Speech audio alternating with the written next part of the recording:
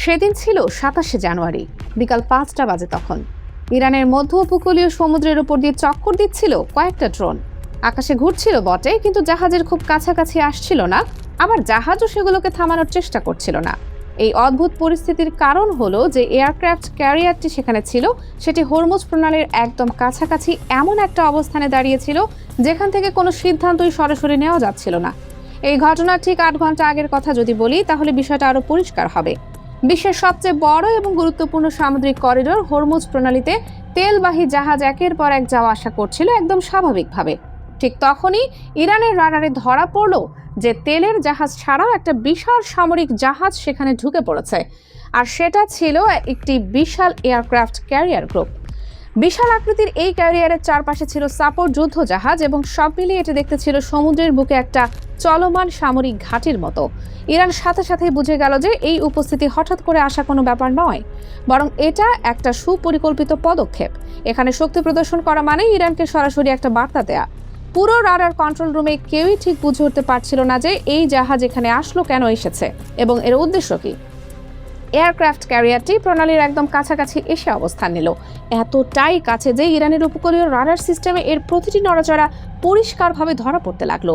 তেহরানের সামরিক কন্ট্রোল রুমে তখন স্ক্রিনের পর স্ক্রিন জুড়ে একটাই ছবি চলছিল, সেটা হলো ক্যারিয়ার গ্রুপের লাইভ ট্র্যাকিং। ইরান ভালো করেই জানতো যে এই মুহূর্তে সরাসরি কোনো পদক্ষেপ নেওয়া মানেই পরিস্থিতিকে নিয়ন্ত্রণের বাইরে ঠেলে দেয়া, তাই তারা বেছে নিল সম্পূর্ণ ভিন্ন একটা কৌশল। প্রথম ধাপে ইরান আকাশে পাঠালো নজরদারি ড্রোন। একের পর এক ড্রোন নীরবে উড়ে গিয়ে ক্যারিয়ার গ্রুপের চারপাশে চক্কর দিতে শুরু করলো। কখনো উচ্চতা বদলাচ্ছিল, কখনো দিক পরিবর্তন করছিল, আবার মাঝে মধ্যে দূরে সরে যাচ্ছিল। এই সতর্কতার কারণ হলো এই ক্যারিয়ারটির উপরে থাকে ১০০রও বেশি যুদ্ধ বিমান, এবং সাথে থাকা যুদ্ধ জাহাজগুলোতে থাকে দূরপাল্লার মিসাইল, যা যে কোনো মুহূর্তে ড্রোনগুলোকে ধ্বংস করে দিতে পারে। তবে ইরানের এই ড্রোনগুলো কোনো সাধারণ নজরদারি যন্ত্র ছিল না। প্রতিটি drone real time video, radar signal এবং ইলেকট্রনিক ডেটা পাঠাচ্ছিল ইরানের কমান্ড সেন্টারে, যা পরিস্থিতি বিশ্লেষণে সাহায্য করছিল। পরিস্থিতি যখন আরও গুরুতর হতে শুরু করলো, তখন ইরানের বেইস কমান্ডার কোনো ঝুঁকি না নিয়ে শাহেদ ড্রোন প্রস্তুত করতে নির্দেশ দিলেন। এই ড্রোনগুলো আগের যে কোনো সিরিজের থেকে অনেক বেশি উন্নত এবং দ্রুত। এগুলো কয়েক হাজার কিলোমিটার পাড়ি দিয়ে শত্রু খুঁজে বের করে সেটাকে টার্গেট করার ক্ষমতা রাখে। ইরান ভালো করে জানতো যে এই ড্রোনগুলো এই বিশাল যুদ্ধ জাহাজের তুলনায় কিছুই নয়, কারণ জাহাজে থাকা অত্যাধুনিক মেশিন গানগুলো মাঝ আকাশেই যে কোনো শত্রুর ড্রোন ধ্বংস করে ফেলতে পারে। তাই বেস কমান্ডার থেকে একটা চমকপ্রদ ঘোষণা দেওয়া হলো ৭০০ ড্রোন বের করার।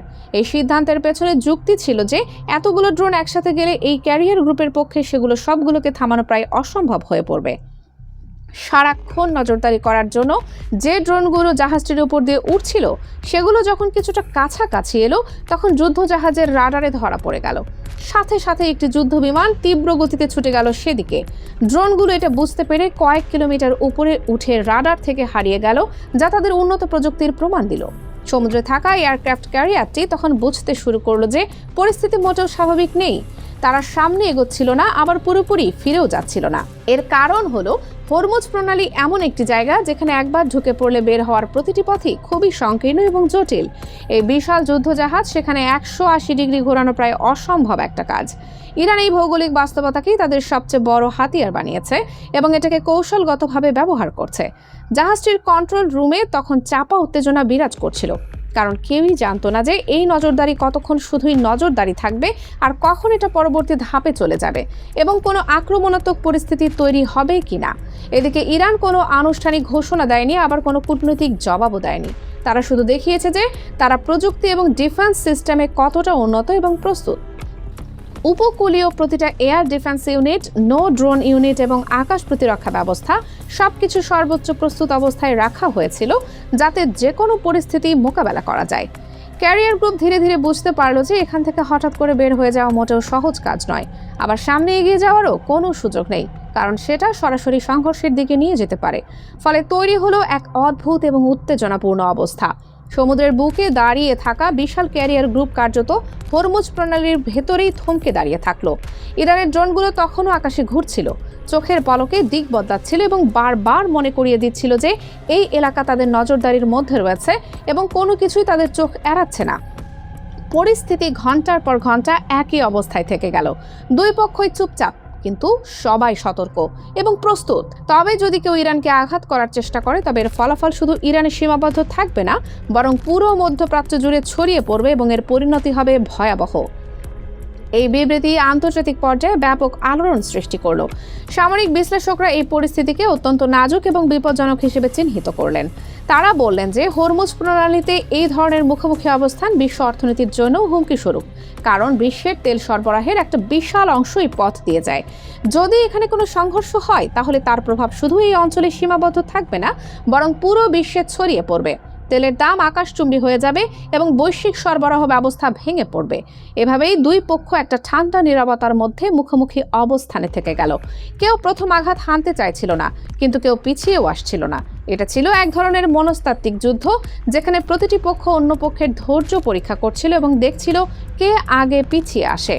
ইরান তাদের ড্রোন এবং প্রতিরক্ষা ব্যবস্থার মাধ্যমে স্পষ্ট বার্তা দিয়ে দিল যে তারা তাদের এলাকায় কোনো ধরনের অবৈধ উপস্থিতি মেনে নেবে না এবং প্রয়োজনে তারা যে কোনো পদক্ষেপ নিতে প্রস্তুত। বিশেষজ্ঞরা বলছেন যে এই ধরনের পরিস্থিতি অত্যন্ত বিপজ্জনক, কারণ এখানে যে কোনো ছোট ভুল বা ভুল বোঝাবুঝি বড় ধরনের সংঘর্ষের দিকে নিয়ে যেতে পারে। একদিকে রয়েছে বিশ্বের সবচেয়ে শক্তিশালী নৌবাহিনীর একটি ক্যারিয়ার গ্রুপ, অন্যদিকে রয়েছে ইরানের আধুনিক ড্রোন প্রযুক্তি এবং উপকূলীয় প্রতিরক্ষা ব্যবস্থা। দুই পক্ষই জানে যে যদি সংঘর্ষ হয় তাহলে কেউই অক্ষত থাকবে না এবং ক্ষয়ক্ষতি হবে ব্যাপক। তাই উভয় পক্ষই সতর্কতার সাথে এগোচ্ছে এবং চেষ্টা করছে যাতে পরিস্থিতি নিয়ন্ত্রণের বাইরে না যায়। আন্তর্জাতিক সম্প্রদায়ও এই পরিস্থিতি নিয়ে গভীরভাবে উদ্বিগ্ন এবং তারা উভয় পক্ষকে সংযত থাকার এবং কূটনৈতিক উপায়ে সমস্যার সমাধান করার আহ্বান জানাচ্ছে। কিন্তু এই মুহূর্তে পরিস্থিতি এমন যে কোনো পক্ষই পিছিয়ে আসতে চাইছে না এবং এভাবেই এক অদ্ভুত অচলাবস্থা তৈরি হয়েছে হরমুজ প্রণালীতে, যেখানে দুই পক্ষ মুখোমুখি দাঁড়িয়ে আছে কিন্তু কেউ প্রথম পদক্ষেপ নিচ্ছে না।